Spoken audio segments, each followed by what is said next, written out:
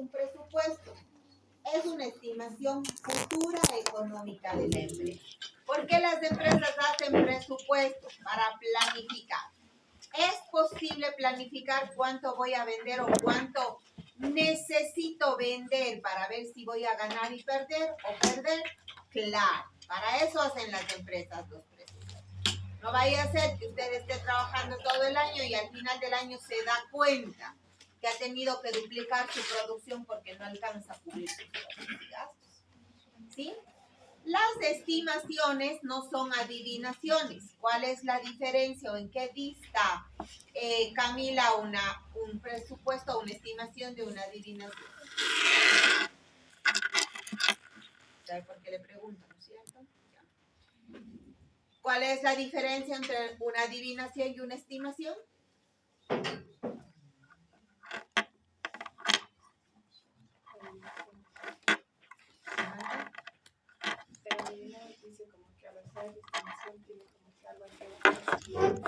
Vimos que hay 6 ramas de estudio que nos ayudan a estimar. No tienen que ser los expertos en esas 6 ramas de estudio, pero debemos tener conocimientos básicos de matemáticas. ¿Por qué? ¿Cómo incremento matemáticamente el 40% de la nómina? Multiplico por 1,40. ¿Cómo saco el porcentaje si los costos totales son, si los costos fijos son el 69%? ¿Cuáles son los costos totales? Necesita unos conocimientos básicos de matemáticas, ¿no es cierto? Entonces estamos hablando de que las estimaciones se basan en datos internos de la empresa cuando la empresa ya ha tenido una trayectoria y datos externos cuando la empresa es. Entonces, de allí, de todos los datos que provienen alrededor, uno puede estimar lo que va a pasar a futuro. ¿Se cumple el 100%? No, no se cumple el 100%. Pero mientras mejores sean sus datos, mejores van a ser sus estimaciones. ¿Sí? Entonces, dentro de los presupuestos, ¿dónde o cómo comenzamos a trabajar? Presupuesto de ventas, que ya lo vimos, necesito aquí tarifas, cantidad de productos que vendo y la temporada de ventas. Con ustedes trabajamos 2 ejercicios al 100% de ventas porque son bajo pedido, pero no todos los negocios son bajo pedido. Entonces ahí también funciona la temporalidad. ¿Por qué? Porque ustedes a través de las estadísticas saben qué días de la semana se vende más, qué días se vende menos, qué platos se venden más, qué platos se venden menos. Miren ustedes que con la práctica que hicieron del proyecto integrador, ustedes pusieron 2 ofertas. Ya pueden tener estadísticas de qué menús fueron los preferidos. ¿No es cierto? Oferta A, oferta B, ¿cuántos comensales habían? ¿Quién escogió el A? ¿Quién escogió el B? Porcentajes. Entonces ya saben que para el siguiente día que tienen que preparar menús similares para los clientes, ya saben que del caldo de gallina tienen que preparar menos y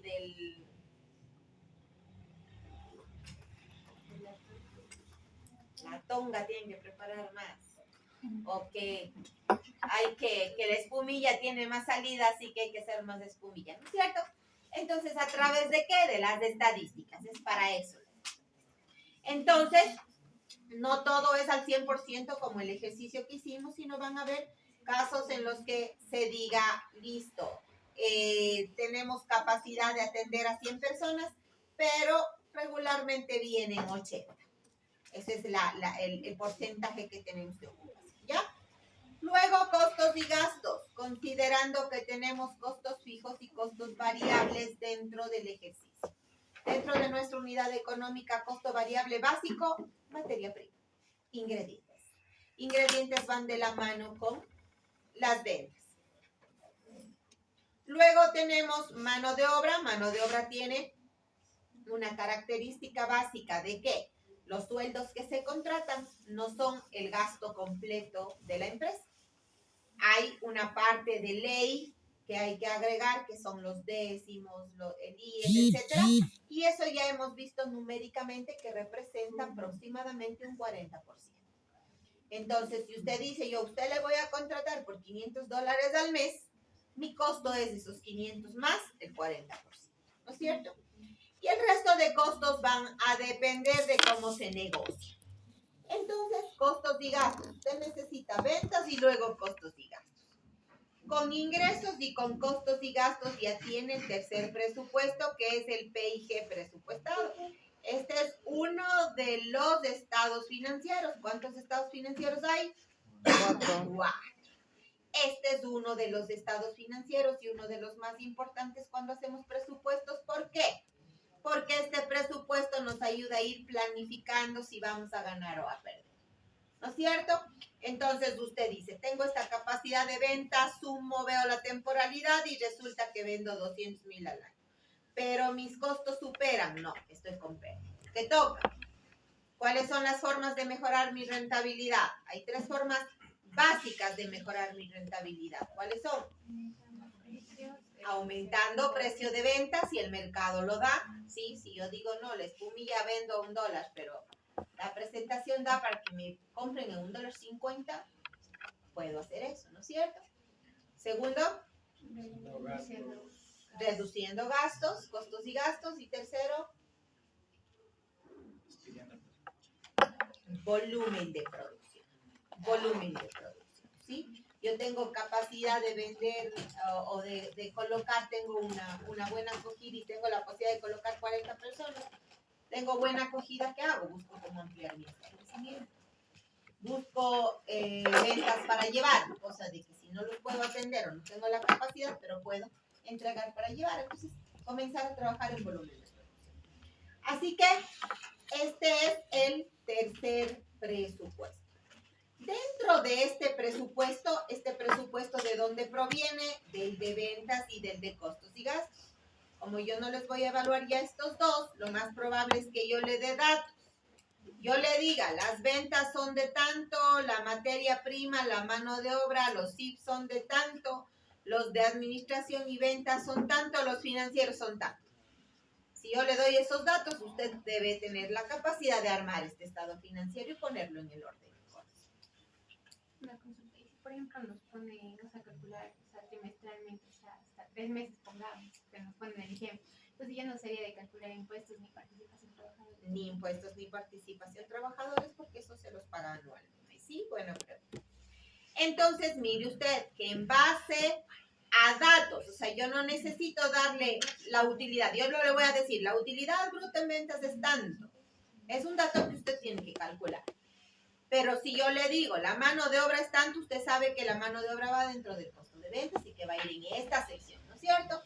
Entonces yo le puedo dar los datos necesarios para que usted arme esta estructura. Usted debe ser capaz de armar esta estructura. Con esta estructura armada, ya que estamos aquí, de una vez vamos a ver análisis de rentabilidad.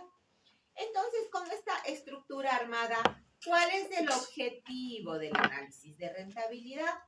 Ver si es que primero si tengo utilidad, porque puede ser que termine aquí con pérdida. Claro que sí, ¿no es cierto? Puede ser que termine con pérdida. Pero si tengo utilidad, a ver si esta utilidad vale la pena. 3 indicadores internos aquí dentro de este estado financiero. Margen bruto de utilidad, utilidad bruta para ventas. Margen operacional de utilidad, utilidad operacional para ventas.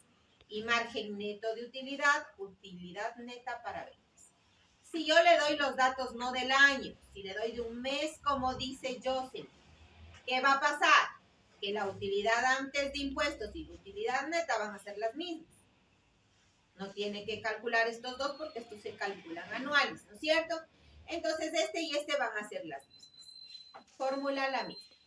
La interpretación, usted puede presentar en centavos o en porcentaje.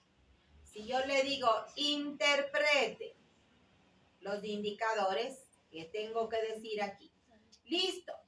Mi margen o por cada dólar de ventas tengo una utilidad de 33 centavos. Esa es la interpretación lógica del indicador, pero ¿qué más? Eso es bueno, eso es malo, eso es lo que interesa, ¿no es cierto? Entonces, al ser una empresa de servicios, pues el indicador es algo bajo porque las empresas de servicios en su margen bruto no manejan mucho materia prima, sino el servicio como tal. Margen neto de utilidad. Tengo un margen si voy por el porcentaje. Mi utilidad neta o mi margen neto de utilidad es del 14%. Es razonable ya que la tasa del Banco Central es del 12%.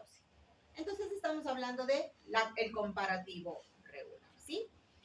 3 indicadores. Y ahí tenemos 2 indicadores más, el ROA y el ROE. Rendimiento sobre los activos, rendimiento sobre el patrimonio. ¿Por qué? Cuando usted es socio de una empresa, usted pone 10,000 y yo pongo 10,000, $20,000. ¿Me interesa o no saber mis $10,000 de inversión cuánto me rinde?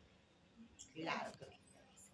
Entonces, ese es el ROE, el comparar con mi aporte de capital. En cambio, el ROA es comparar esa utilidad con los activos, el total de activos de la empresa. ¿Por qué? Usted pone 10,000 para la empresa, yo pongo 10,000 y pedimos 20,000 al banco. Es una empresa de $40,000. No es lo mismo comparar la utilidad para sus 10,000 de aporte que la utilidad para los 40,000 que vale la empresa este momento. ¿Sí? Entonces, ese es el interés del análisis de rentabilidad. No solo ver si estoy ganando o perdiendo, que es útil que esté ganando, sino si esa ganancia vale la pena o no. Necesitamos incrementarla, en qué áreas necesitamos considerar para que esa utilidad mejore. ¿De acuerdo? ¿Preguntas hasta ahí? Listo. Vamos al siguiente punto que me solicitaron, que es el cash flow. ¿Cuál es el concepto? O sea, cada estado financiero, cada pestaña que hemos resuelto tiene un sentido. Estamos haciendo para algo. Y la respuesta no es para aprobar la materia de costos, aunque esté implícito, pero tiene sentido. Cuando yo manejo dinero en la empresa, debo tener disponibilidad de efectivo, ver cómo se va a mover el efectivo de la empresa. Porque el momento que yo hago ventas y las hago a crédito, no necesariamente tengo disponibilidad de efectivo. Yo puedo manejar ese tipo de negociación. En el caso de ustedes, el tipo de empresa de ustedes se maneja poco a crédito. ¿Puede manejarse a crédito? Claro. ¿Pueden negociar ustedes con empresas grandes, empresas públicas? Claro. ¿Y cuándo van a cobrar? Es un problema cobrarle al Estado.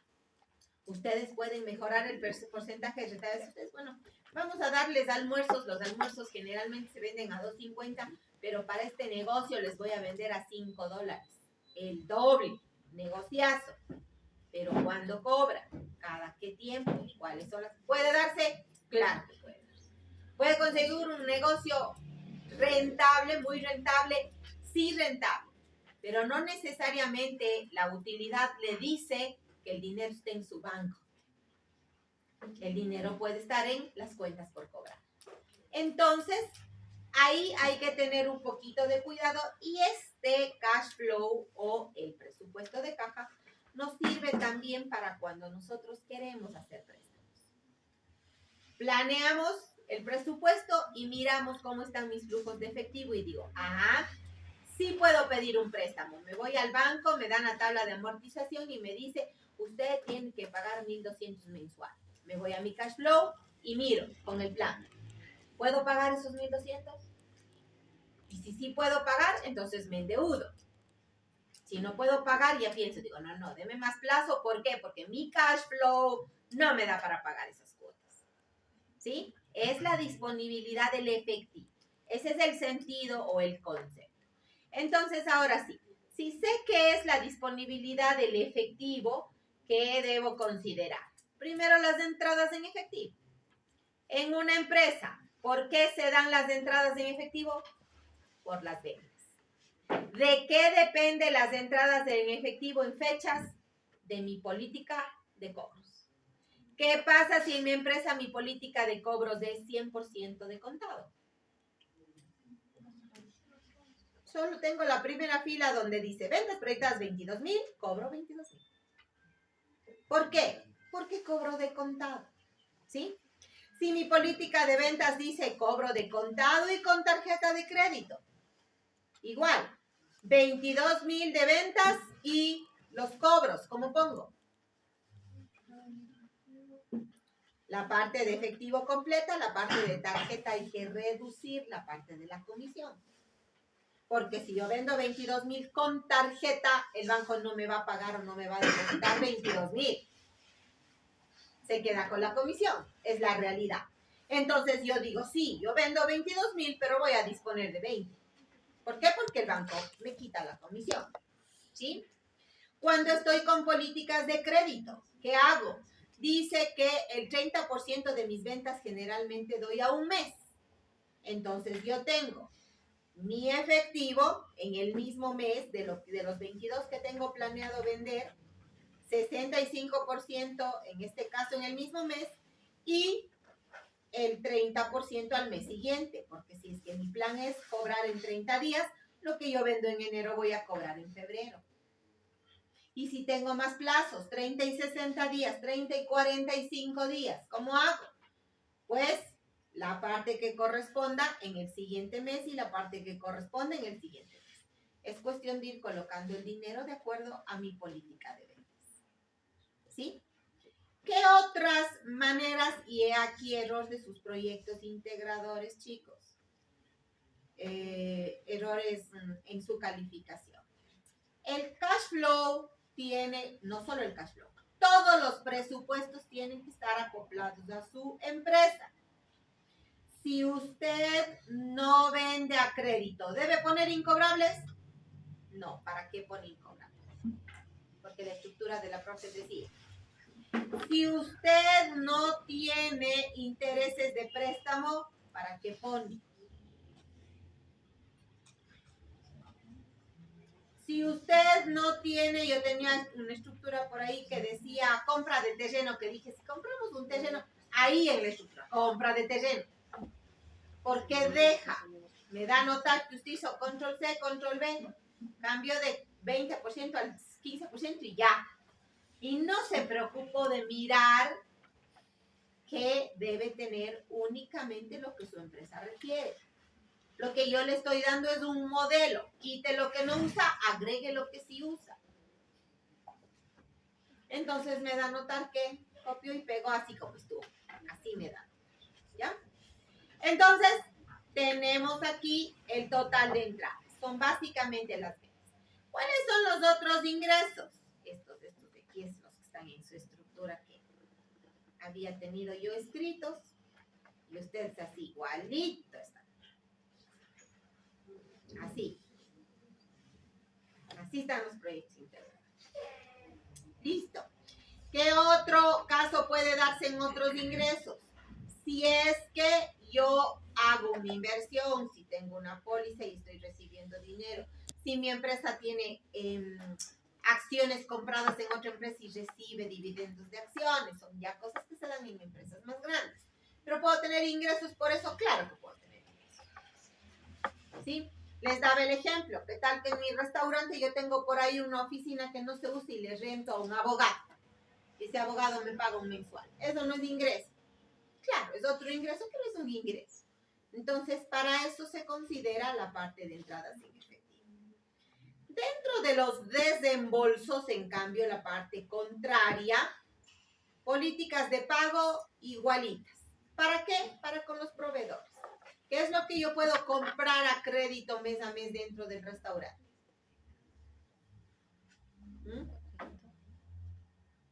¿Qué necesita comprar mes a mes en el restaurante? Materia prima y utensilios de limpieza, de despacho, de todo eso, ¿no es cierto? Esos son los proveedores. Políticas de pago necesito. Si yo compro todos los meses en el Gran aquí, ¿tengo plazos de crédito aquí? No, contado. Quiere decir que si mi plan de compra son 11,000, voy a tener 11,000 dentro del mismo mes. Pero si consigo un proveedor que me da plazos para pagar, pues tengo que ir ubicando en el mes siguiente. Tal como hicimos las ventas, ¿sí? Si yo tengo una política de compras a crédito, pues No tengo que pagar todo este mes, sino tengo que pagar los meses siguientes. Entonces, la primera es compras y compras de materia prima e insumos básicos. Luego vienen los otros desembolsos que están en sus costos y gastos. Mano de obra, ¿puede negociar la mano de obra para pagar después? No. Arrendamiento, complicado, pero ¿qué tal si yo tengo un arrendatario que me dice, págueme cada 3 meses? ¿No es cierto? No se da en la práctica. Al contrario, en la práctica usted paga la renta por anticipado, más bien. ¿Ya? Servicios básicos. Te va a decir, pero yo sí pago, profe, cada 3 meses. Bueno, ahora ya no hay cómo, porque a los 2 meses ya te coge. ¿No es cierto? Ya. Publicidad se puede negociar, la depreciación no es desembolso en efectivo, por eso es que acá abajo les da. Y cualquier otro dato que usted considere que necesita de la empresa. ¿Qué tal si yo no tengo servicio de publicidad, pero yo trabajo con suministros de oficina? Quite publicidad y ponga suministros de oficina. Lo importante es considerar que aquí va la lista de todos los gastos que usted da, los desembolsos de dinero que usted da. ¿Ya? Entonces sabemos que dentro de nuestra ley se paga el 15% de trabajadores. ¿En qué mes se paga? Abril. 25% de impuesto a la renta. ¿En qué mes se paga? Marzo si es persona natural, abril si es sociedad. ¿Sí? Son temas que usted ya los conoce y que en el caso de tener que aplicarlo los puede aplicar. Entonces de ahí viene el resumen del flujo de caja.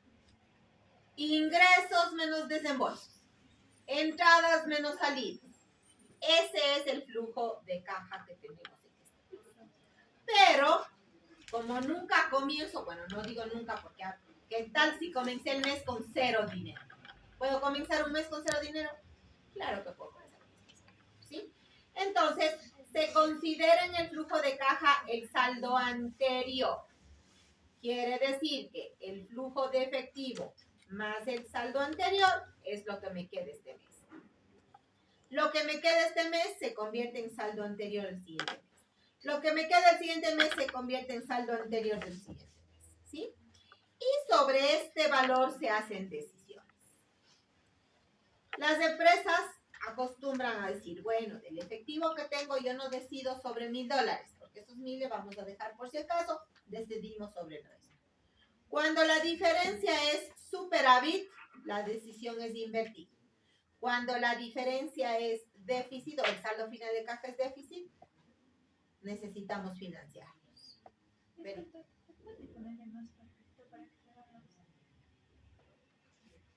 Dios mío, ya acabo la explicación y recién. Ahí estamos.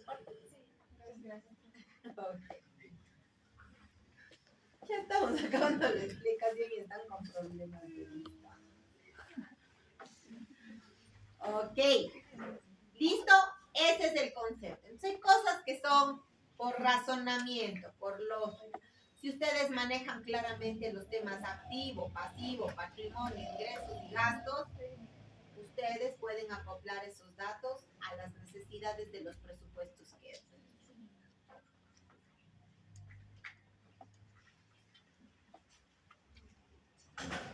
¿Listo?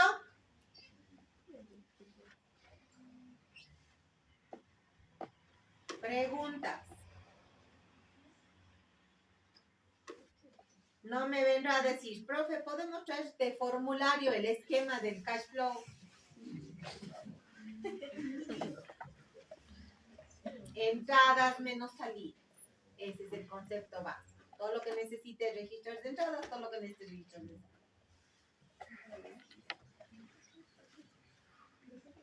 Ha pasado.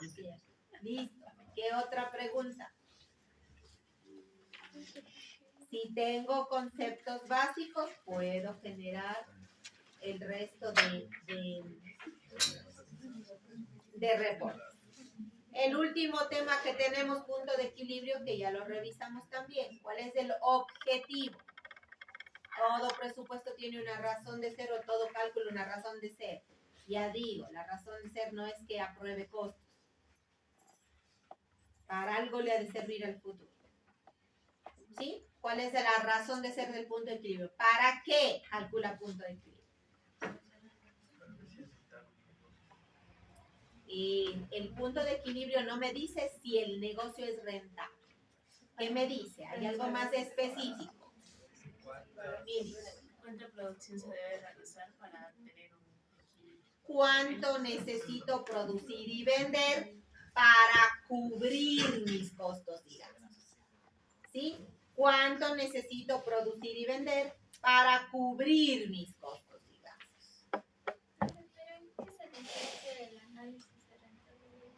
¿Qué cosa? El punto de equilibrio. Son completamente diferentes. Es que con el punto de equilibrio igual se sabe cuánto se debe producir dependiendo de...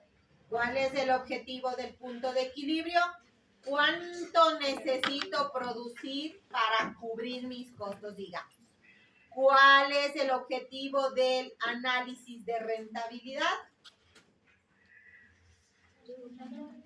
Saber si la utilidad de la empresa vale la pena para el tipo de empresa que usted está poniendo. ¿Sí? Usted pone en su empresa, le digo, usted puso en esta empresa $10,000 y le da un 1% anual de utilidad. ¿Qué dice usted? Tiene una utilidad, es un 1% de utilidad de sus $10,000. ¿Vale la pena que usted invierta los $10,000 en el negocio que tiene? Cojo mis 10,000, pongo en una póliza y la póliza me da el 8%. Cojo mis 10,000, pongo en el banco me da entre un 7 y un 8%. Y el negocio me da un 1%. Claro que tengo utilidad. Pero el punto de equilibrio me dice cuánto debo producir y vender mínimamente para cubrir mis costos y gastos. Quiere decir que de ahí en adelante administro mi utilidad. Pero si no logro cubrir eso, ¿para qué el negocio? ¿No es cierto? Entonces no son reportes que se relacionan en datos, pero que sus objetivos son distintos. Y un objetivo tiene el PIG, otro objetivo tiene el cash flow y otro objetivo tiene el punto de equilibrio. Y los tres objetivos son necesarios. Es por eso que en el trabajo que ustedes hacían, primerito, inversión, financiamiento. ¿Qué necesito comprar para ponerme el negocio y de dónde voy a sacar la plata? Primerito. Usted cuando pone un negocio, necesito una cocina, una campana, un horno, una refri, necesito $10,000. ¿Y de dónde voy a sacar la plata? Listo, ya compré el horno, la cocina, la campana, viene la segunda parte. Esa es la inversión y el financiamiento. Y viene la segunda parte. Y ahora necesito vender algo y para vender eso necesito invertir o pagar esto para vender. ¿Cuánto voy a vender? ¿Cuánto me va a costar? Entonces, cada presupuesto es distinto en objetivos, pero todos están relacionados. Por eso es que del uno salen los datos para el otro. Y de ese mismo salen los datos. Y de acá del de costos salió el punto de equilibrio. Y de acá del PIG salió el análisis de rentabilidad. Y de los costos y gastos y ventas está el cash flow. Entonces están relacionados, pero los objetivos de los presupuestos son diferentes. ¿Ok? ¿Preguntas? En la parte numérica, si usted tiene los conceptos generales claros, todos los específicos los va a poder resolver. ¿Ya? Vamos a ir a ficha técnica de alimentos y bebidas.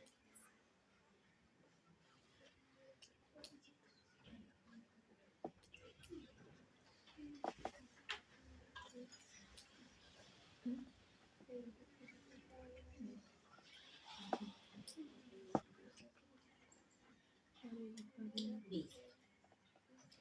¿Cuál es el objetivo de desarrollar una ficha técnica de alimentos y bebidas?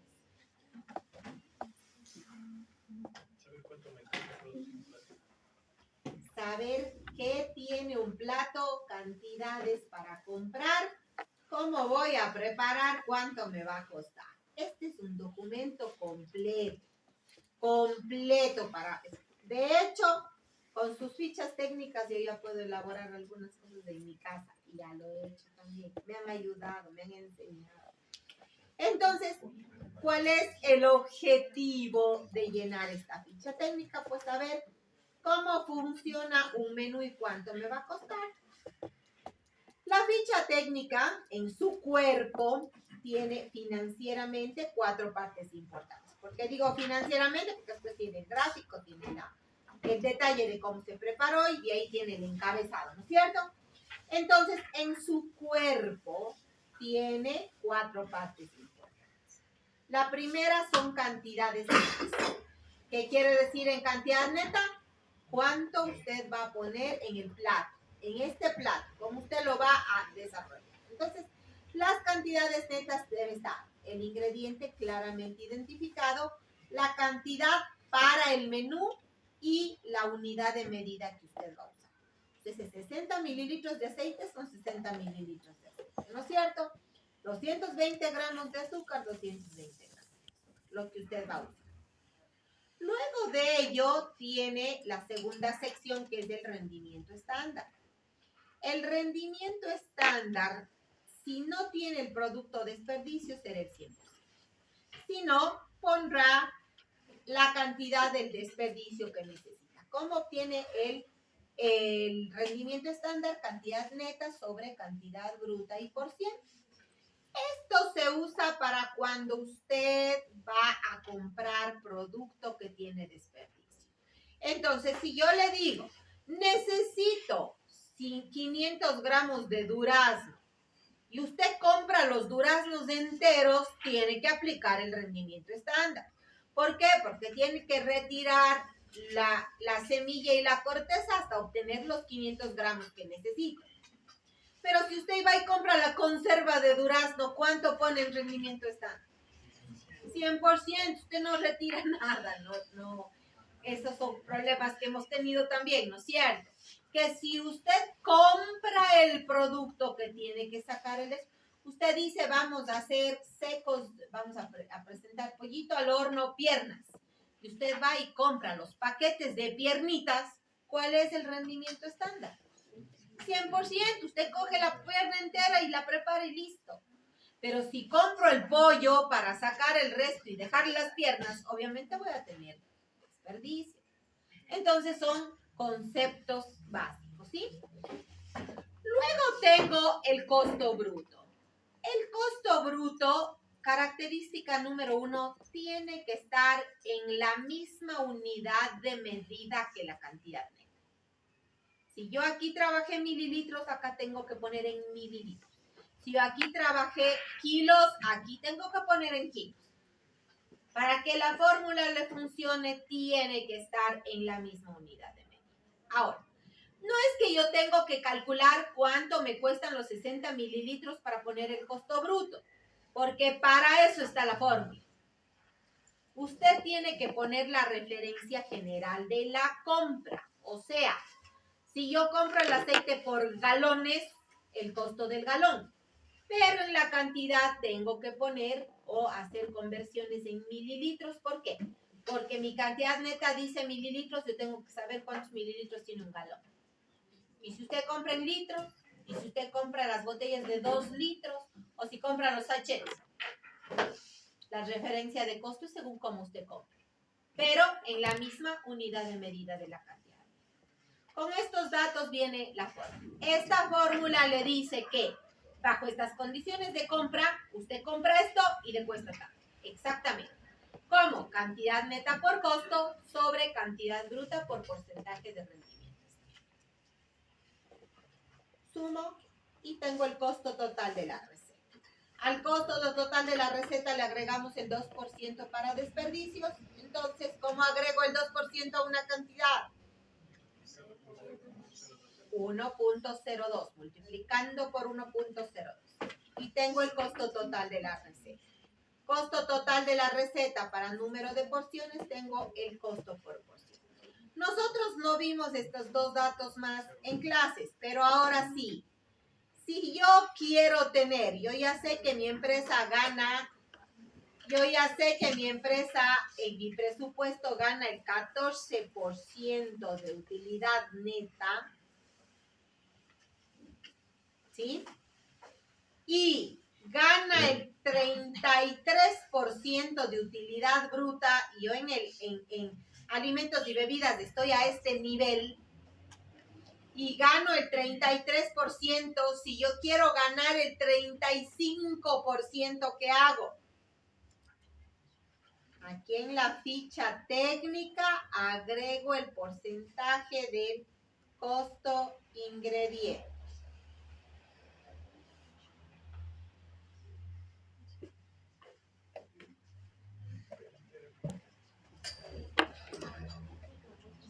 Esta fórmula está mal.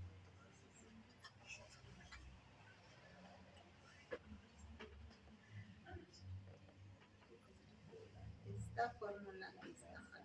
¿Está mal?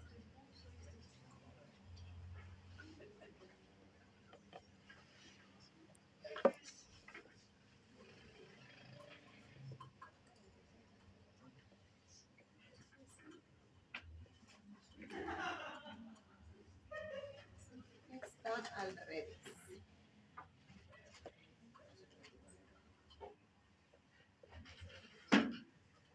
No, está mal formulado. Esto no lo sé. ¿Ya? Tengo que revisar. Pero aquí es donde nosotros agregamos el porcentaje. La fórmula está mal, pero el porcentaje del precio de venta al público para ganarme el 35%. Si yo quiero, si un producto me cuesta 1.24 y yo quiero ganarme el 35%, ¿qué operación matemática hago para saber en cuánto debo vender?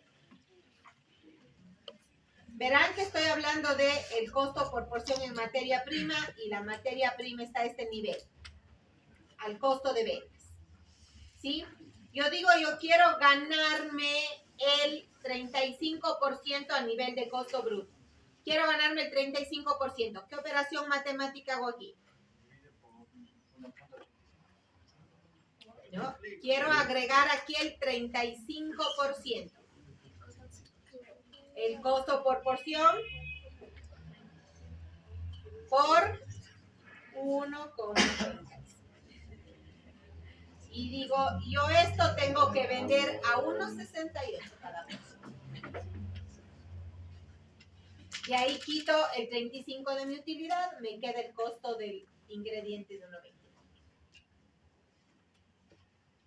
Aquí es cuánto quiero ganar. Pregunta, ¿cada desayuno me dan en unos, me pagan, sí me pagarán 1,68? O sea, aquí nosotros nos jugamos para subir o bajar. Profe, pero el PVP tampoco no se saca como se saca la tarifa blanca. No se toma en cuenta. Sí, cuando trabajamos PVP, y sí lo vimos nosotros. Para trabajar PVP, primerito, usted tiene que ver en alimentos y bebidas la parte de la presentación y de la competencia. ¿Sí? Primerito. ¿Por qué? Porque yo puedo aquí sacar $10. ¿El público va a estar dispuesto a pagarme los $10? ¿Ya? Yo estoy hablando aquí de un desayuno con un desayuno continental. ¿En cuánto me venden un desayuno continental regularmente? $3, $2.50, dependiendo de qué.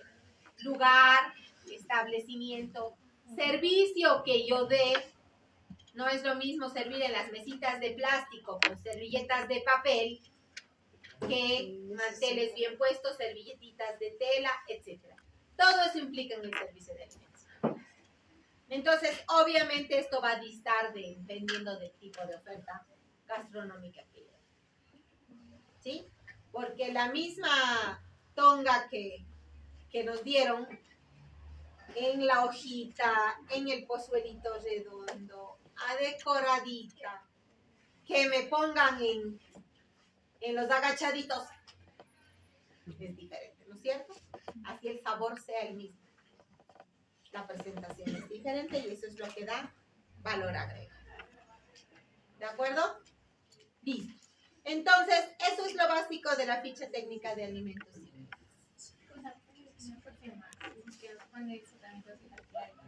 No. ¿Ya? ¿Algún otro tema? Estamos en resumen con conceptos. Chicos, la teoría es tan importante como la práctica.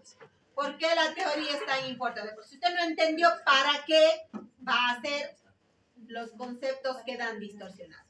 Algo que me ha gustado con ustedes cuando están dando las pruebas, que digan, profe, esto está ilógico. algo estoy haciendo mal. No puede salirme esta respuesta. Reviso y digo, sí, está calculando eso mal. ¿Por qué? El hecho que usted diga, no, esto no tiene lógica, algo estoy haciendo mal, creo que mi calculador está mal, me está diciendo que usted está abriendo su mente ya no al simple cálculo de la fórmula, sino usted está mirando la respuesta y dice, no, esto está medio extraño, alguna cosita está pasando. Es como, no sé si fue en sus pruebas, o creo que fue en las pruebas del otro curso. Yo resolví el punto de equilibrio y había invertido los datos de costo fijo y costo variable. Es decir, les di costo fijo el 40% y yo había puesto en el costo variable el 40%. Obviamente mis resultados eran distintos a los de los chicos. Calificaba 0, porque siempre resuelvo primero, no, 0, pero después ya comienzo yo con los chicos a ver resultados similares entre ellos. Ellos tenían una respuesta similar, otra respuesta similar, y yo 0. Pues digo, no, esto está extraño, estamos cometiendo alguna cosa, porque, o sea, ¿cómo es que ellos cometen el mismo error algunos? Reviso de nuevo y era mi error. Entonces son cosas que ya, son datos que a uno le dejan mirar, y tuve que recalificar. Ok. Dado entonces este tema, vamos a partir con las calificaciones. Dentro de las calificaciones, ustedes tienen 5 puntos por trabajos y participaciones. Hay 4 tareas que ustedes han subido más sus participaciones. Quiere decir que si han participado una vez y han cumplido sus tareas, van a tener 5. Si no han cumplido sus tareas, pues menos. Sin embargo, si han participado más de una vez y no han cumplido alguna tarea, pues va a compensar su nota. Eso significa, ¿ya? Vamos a la segunda nota, su prueba. Y la tercera nota, el proyecto integrador. ¿Cuáles son?